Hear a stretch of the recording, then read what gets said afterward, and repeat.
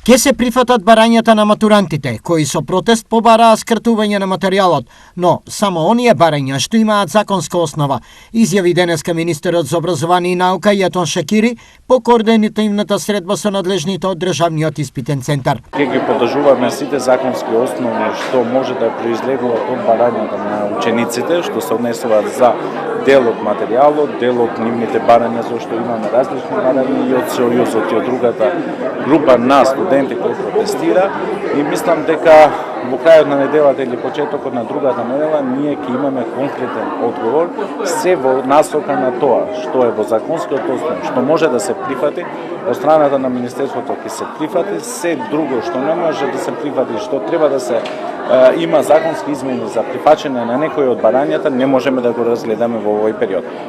Во врска со субвенционираниот студентски оброк, министерот најави системско решавање на проблемот и дека овој месец исплатата ќе биде побрза од претходните. Там дека овој месец ќе бидеме побрзи од претходните месеци во исплата на оброкот.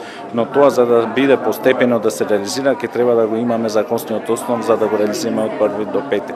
Веќе има доставен предлог од група пратеници, од група на пратеници, како што беа и претходните постапки, е предсобраниска постапка каде што влегува и повисока вредност на оброкот од постоечката, но исто така и системското решение на оброкот, каде што треба некои измени на законот, која што ќе може да се почнува од новата академска година. Дали оваа учебна година ќе доснат свидетелствата? Одговорот на министерот со оптимистичен тон нема. Го најави стартувањето на постапката за избор на економски оператор и дека се ова ќе се заврши на време.